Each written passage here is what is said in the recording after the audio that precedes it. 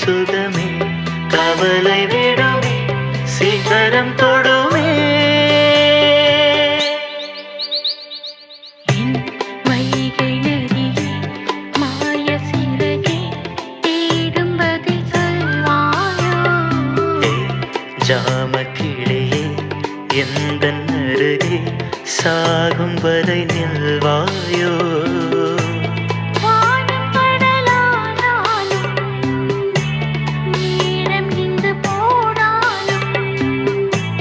காற்றலைகள் ஓய்ந்தாலும்